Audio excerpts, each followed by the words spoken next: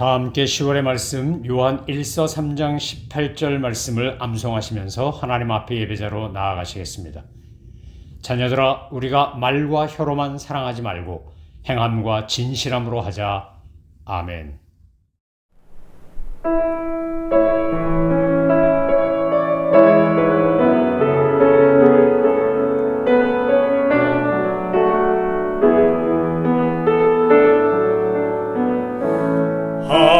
하나님의 사랑을 사모하는 자, 하나님의 평안을 바라보는 자, 너의 모든 것 창조하신 우리 주님이 너를 얼마나 사랑하시는지 하나님께 찬양과 경배하는 자, 하나님의 선하심을 닮아가는 자, 너의 모든 것 창조하신 우리 주님이 너를 자녀 삼으셨네. 하나님 사랑의 눈으로 너를 어느 때나 바라보시고 하나님 인자한 귀로서 언제나 너에게 기울이시니 어두움에 밝은 빛을 비춰주시고 너의 작은 신음에도 응답하시니 나는 어느 곳에 있든지 주를 향하고 주만 바라볼지라.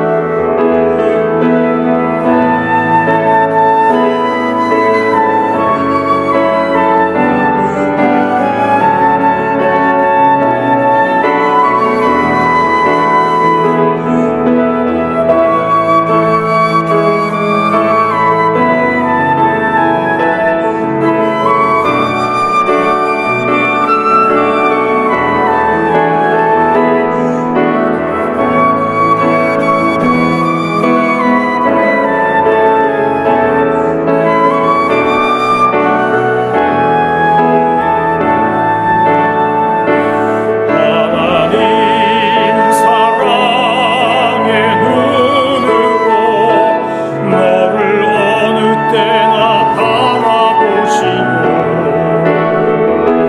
하나님 인자한 귀로서 언제나 너에게 기울이시니 어두움에 밝은 빛을 비춰주시고 너의 작은 신음에도 응답하시니 너는 어느 곳에 있든지 주를 향하고 주만 바라볼지라. 주만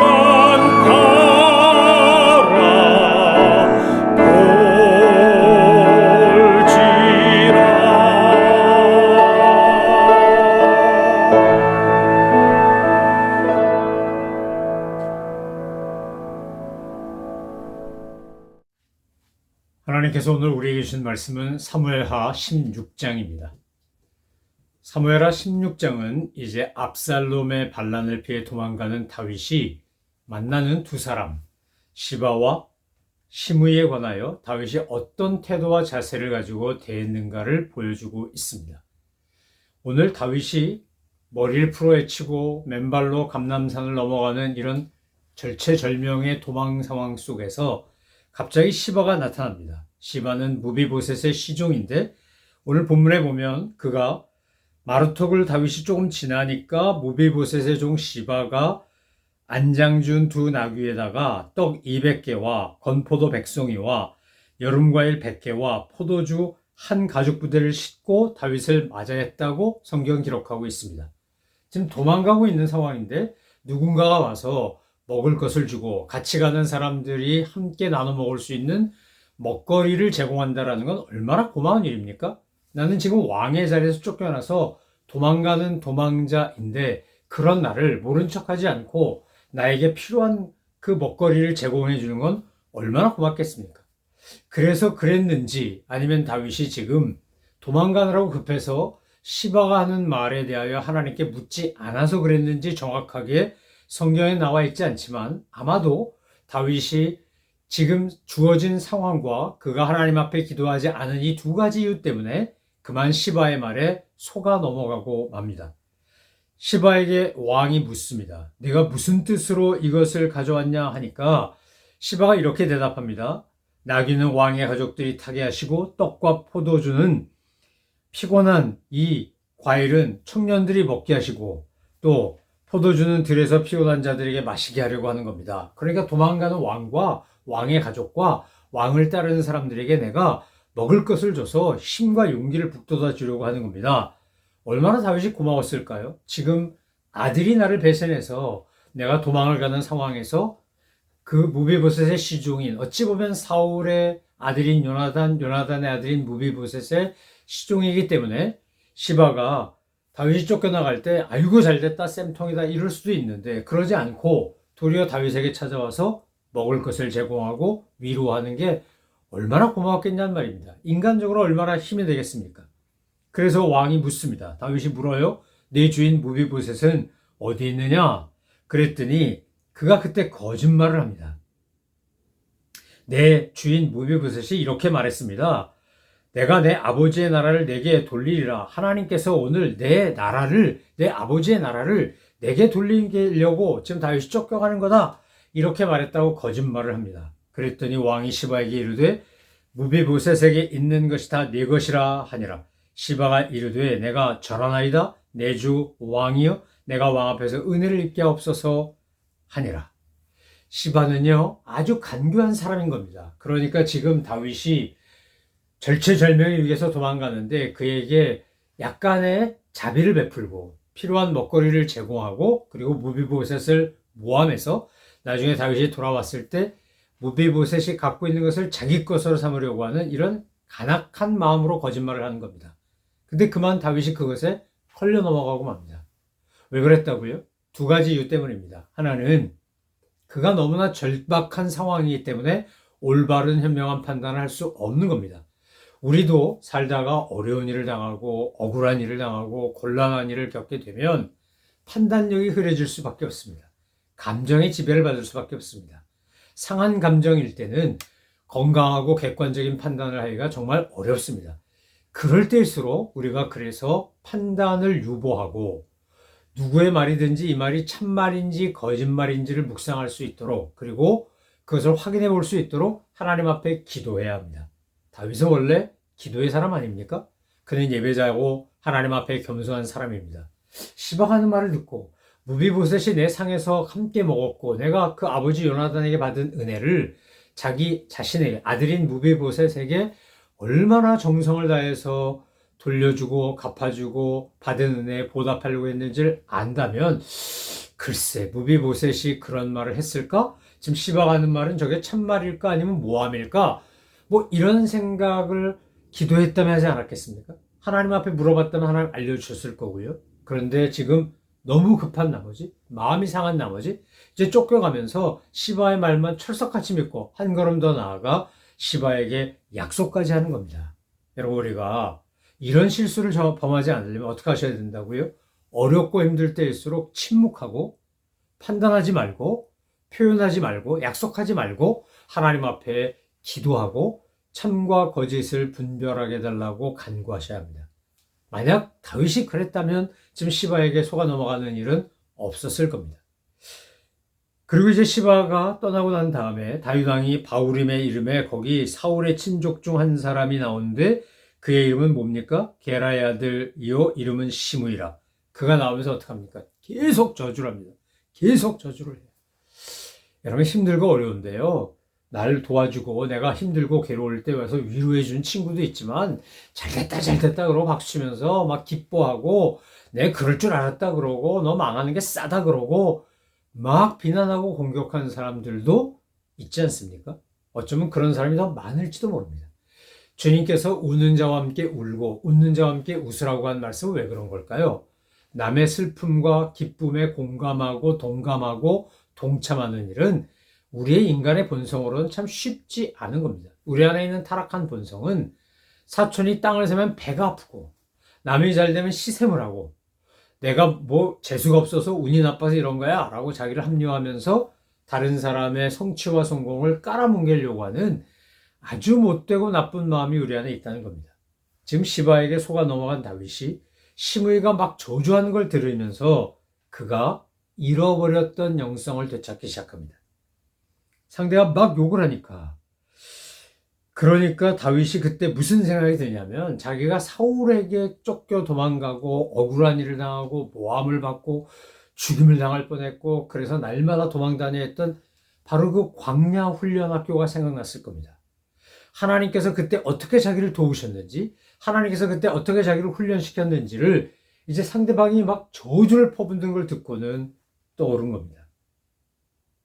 그래서 다윗과 다윗 왕의 모든 신하들을 향하여 돌을 던지고 뭐 다 욕을 하고 이러니까 그 다윗 왕 주변에 있던 용사 중에 그 어떤 사람? 수레의 아들 아비새가 왕에게 이렇게 묻습니다. 저 죽은 개가 어찌 내 조왕을 저주하리까? 청하건대 내가 건너가서 그의 머리를 베어버리고 죽이고 그의 머리를 가져오게 해달라. 이렇게 막 화가 나가지고 요구하는 겁니다.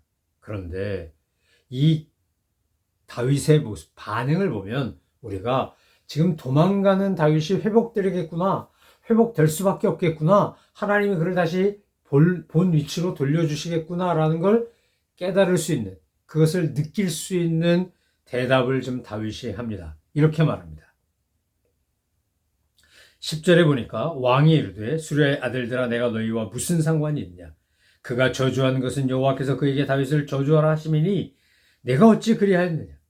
할 자가 누구겠느냐 하고 12절에 보면 11절 12절 이렇게 합니다. 또 다윗이 아비새와 모든 신하들에게 이르되 내 몸에서 난 내 아들도 내 생명을 해치려 하는데 하물며 이 베냐민 사람이겠느냐? 여호와께서 그에게 명령하신 것이면 그가 저주하도록 내버려 둬라. 만일 그에게 저주하라고 명령하신 게 아니라면 나의 원통함을 감찰하시고 하나님께서 그 저주 때문에 내게 선으로 갚아 주시리라. 사무엘하 16장 10절, 11절, 12절을 읽으면서 우리가 정말 다윗에게 배워야 될, 지금 도망자고 쫓겨가고 아들이 반란을 일으켰고 머리를 풀어헤치고 옷을 찢고 맨발로 슬픔을 표현하며 그렇게 도망가는 다윗이지만 우리에게 그 모습을 통해서 너무나 중요한 교훈을 남긴다는 겁니다. 여러분, 우리는요, 우리 같은 보통 사람들은 남이 나를 칭찬하면 기분이 좋습니다. 그게 아첨하는 말이라 할지라도 기분이 좋고요. 어깨가 으쓱하고요. 그리고 나도 모르게 미소가 짓고 그게 참 우리 보잘것없는 보통 사람의 모습 아닙니까? 누가 나를 험담해요. 누가 나를 욕해요. 누가 나를 비방해요. 막 씩씩거리고요. 삼자 되면 하자 그러고요. 못 참아가지고 어쩔 줄 몰라 해요. 그게 우리 보통 사람들의 모습입니다. 그런데 오늘 다윗은 욕하고 비방하는 정도 아니라 막 저주를 퍼붓습니다. 돌도 던집니다. 할 수 있는 모든 걸 다 하는 거 아니에요? 그러니까 이렇게 말하잖아요. 저주를 하는데 피 흘린 자여 사악한 자여 가거라 가거라. 사울의 모든 이 족속의 모든 피를 여호와께서 내 머리에 돌리셨도다. 내게로 돌리셨도다. 그를 위해서 내가 왕이 되었으나 여호와께서 나를 네 아들 압살롬의 손에 넘기셨도다. 보라 너는 피를 흘린 자이므로 화를 자초하였느니라. 막 돌 던지고 흙 뿌리고 막 욕을 하고 그러면서 이렇게 저주하는 거죠. 근데 이 쌍욕을 듣고 이 저주를 듣고 다윗이 보는 반응이 뭐라고요?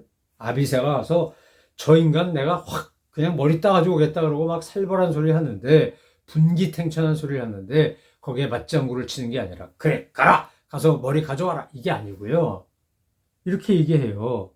그가 저주하는 것이 여호와께로 말미암는 거라면 누가 내가 어찌 그리하느냐고 할 수 있냐? 그럴 사람이 누가 있겠느냐? 그가 하나님이 시켜서 저주하는 거라면 나는 저주를 받아야 된다. 다윗이 아비새와 모든 신하들에게 뭐라 그랬어요? 내 몸에서 난 내 아들도 나를 반역하는데 저 베냐민 사람 사울왕 시절에 기득권 갖고 있던 저들이 내가 왕이 되고 유다 족속이 베냐민 족속보다 더 강력한 힘을 가지고 모든 기득권을 가져서 억울하고 화나고 속상하고 분노하고 그래서 저렇게 저주하는 거 어찌 보면 당연한 거 아니냐? 그런데 만약에 하나님이 허락하신 게 아니고 자기 감정에서 저주라는 거라면 하나님이 이렇게 억울하게 욕먹고 저주받는 나를 불쌍히 여기사 내게 주님의 선하심이 임할 것이다. 내게 손으로 갚아주실 것이다.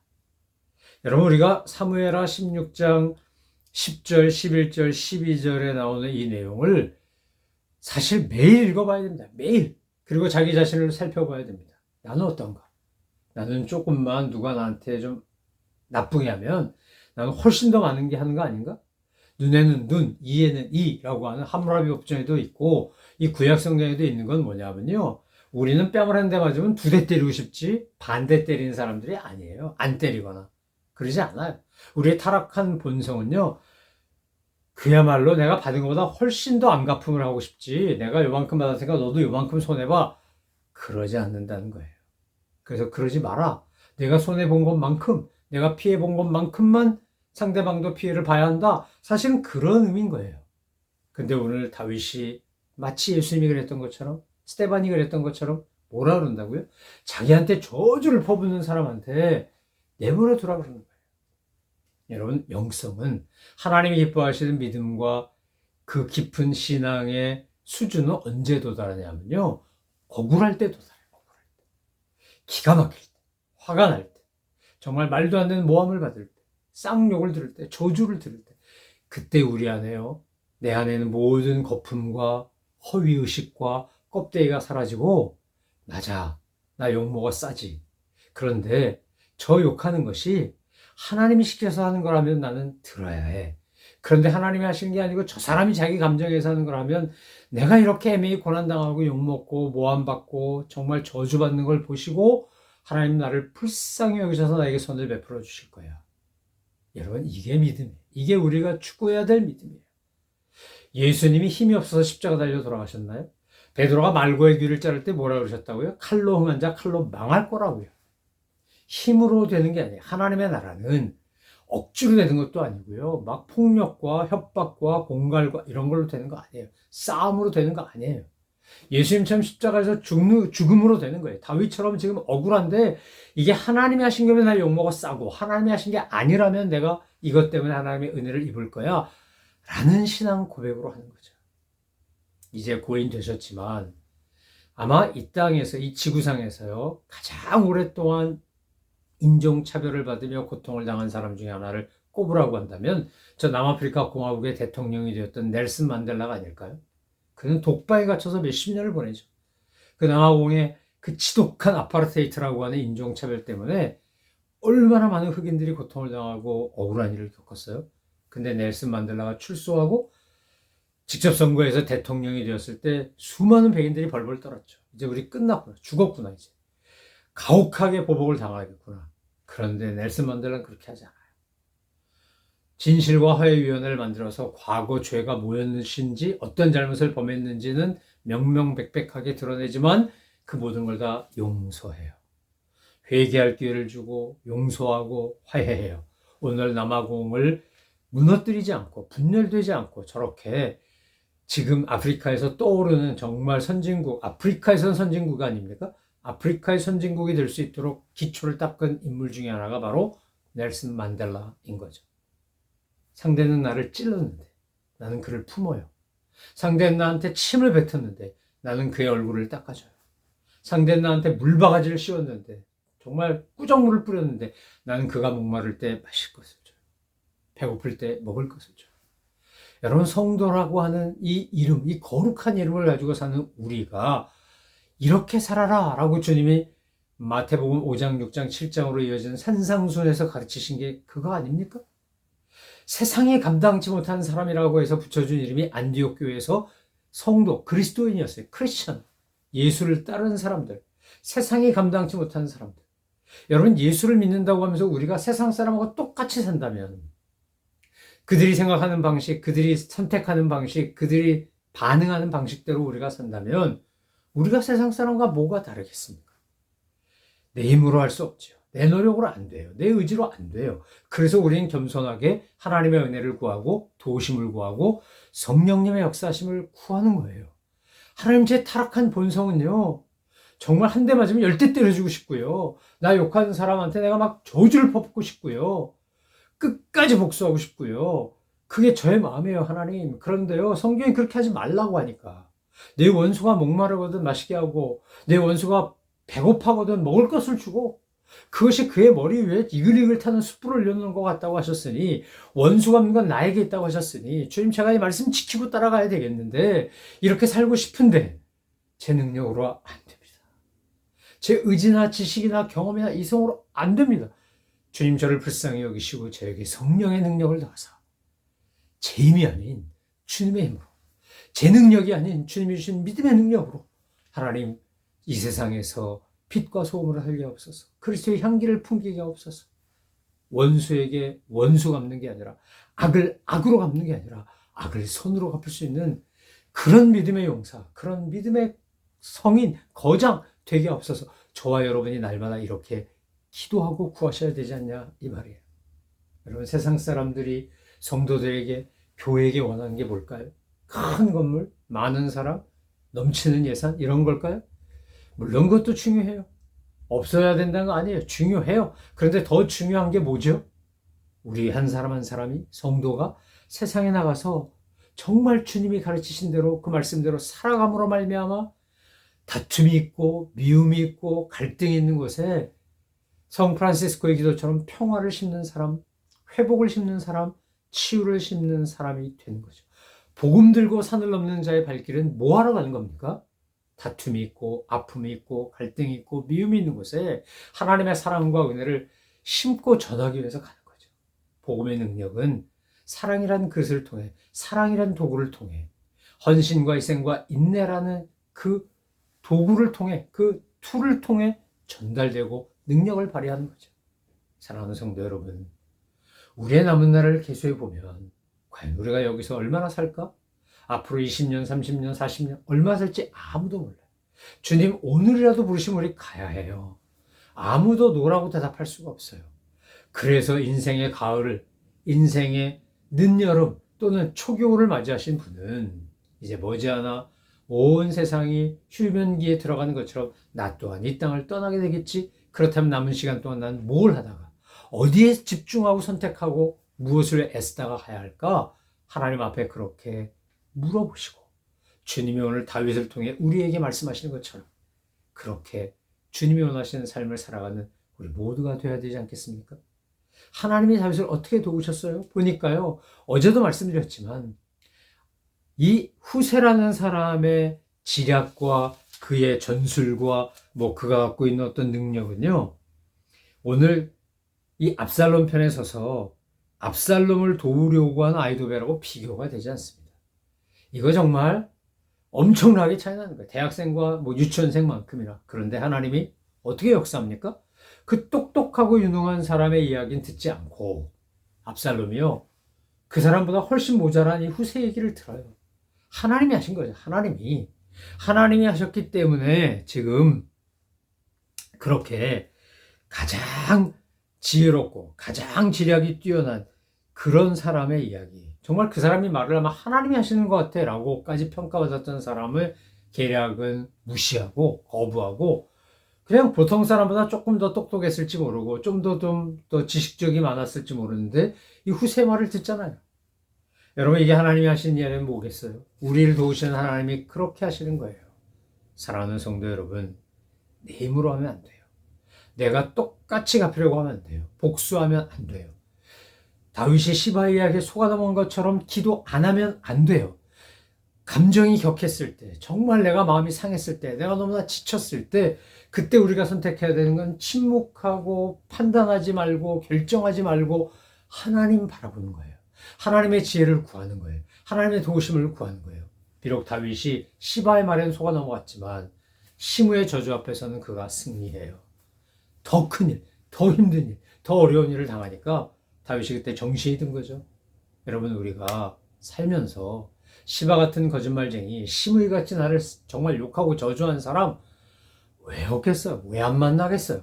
그런데 우리가 그때 실패하지 않고 믿음으로 성공하려면 어떻게 해야 되는 겁니까? 주님만 바라봐요. 주님만. 사람 바라보고 사람 말 믿지 마시고 사람 말 의지하지 마시고 주님 바라보셔야 돼요. 지금 아비새가 펄펄 뛰는 것도 다윗이 말리잖아요. 그리 하지 말라 그러잖아요. 왜요? 하나님이 나의 반석이시고 나의 산성이시니까. 여러분, 사무엘하 16장은요 꼭 시편 55편하고 같이 읽으셔야 돼요. 시편 55편은 다윗이 이 기가 막힌 일을 겪으면서 하나님 앞에 탄식하며 기도하는 거예요. 그가 이렇게 말해요. 나를 회방하는 자는 원수가 아니라 원수일진데 내가 참았으리라. 나를 대하여 자기를 높인 자는 나를 미워하는 자가 아니라 미워하는 자일 텐데 내가 그를 피하여 숨었으리라. 그는 곧 너로다. 나의 동료, 나의 친구요, 나의 가까운 친구로다. 이게 무슨 말이에요? 내 원수가 아닌데 원수예요. 나를 대적하고 미워하는 자가 아닌데 미워하는 자예요. 근데 그가 누구냐면 바로 너, 내 친구, 내 가까운 친구라는 거예요. 정말 내 오른팔, 왼팔 같은 사람이었어. 여러분, 우리가요 믿는 도끼에 발등 찍히지 안 믿는 도끼에 발등 찍히지 않아요. 나를 힘들게 하고 어렵게 하는 사람이요 내 주변에 있는 아주 가까운 사람들이에요. 가족이거나 친구이거나 지인이거나 지나가던 나그네가 나한테 욕을 하고 저주를 하고 이러지 않아요. 그래서 오늘 다윗의 이 시편 55편을 읽으면서 우리가 깨달아야 되고 위로받아야 되고 소망을 가져야 돼요. 다윗은 지금 이 힘든 상황 속에서 주님만 바라보는, 주님만. 사랑하는 성도 여러분, 모든 인간의 감정과 상한 마음과 성급한 생각과 힘들면 힘들 때일수록 이거 다 내려놓으셔야 돼요. 그리고 침묵하며 주님만 바라보세요. 기도하면서. 통성기도도 좋지만 이럴 땐 침묵기도가 좋아요. 내가 말하다가 내 상한 감정이 쏟아져 나올 수 있기 때문인 거죠. 주만 바라볼지라. 주만 바라볼지라. 주님만 바라보고 주님 앞에 나아가면 그 고난이 변하여 복이 되고 억울한 일이 변하여 찬송이 되고 내 상한 감정이 변하여 하나님께 감사하며 감격하는 노래가 될 것입니다. 이런 은혜가 지금 굉장히 힘든 시간, 사망의 음침한 골짜기 같은 과정을 통과한 분들이 계시다면 더욱이 은혜가 넘치시기를 바라고, 지금은 평안하지만 앞으로 그런 일들이 생길 수 있으니까 우리가 언제나 깨어 기도하면서 주님만 바라보고 나아가시는 우리 모든 성도님들 되시기를 소망하며 축원합니다. 기도하겠습니다. 하나님 아버지, 다윗의 마음은 얼마나 힘들었을까요? 다윗은 정말 얼마나 괴로웠을까요? 나의 친구, 나의 가까운 지인이, 나의 동료가 지금 내 원수가 되고 나를 미워하는 자가 돼서 나를 괴롭히고 죽이려고 할 때, 그때 다윗은 얼마나 절망스러웠을까요? 그런데 시편 55편 16절에서 그는 이렇게 노래합니다. 나는 하나님께 부르짖으리니 여호와께서 나를 구원하시리로다. 주님, 오늘 저희들도 살다가 너무 힘들고 괴롭고 아프고 억울하고 화난 일을 맞으면, 그것을 경험하게 되면, 맞닥뜨리면 오늘 다윗처럼 이렇게 노래하며 기도하게 하여 주옵소서. 나는 하나님께 부르짖으리니 여호와께서 나를 구원하시리로다. 이런 믿음으로, 이런 기도로 날마다 승리하는 저희 모두가 되도록 도와주시옵소서.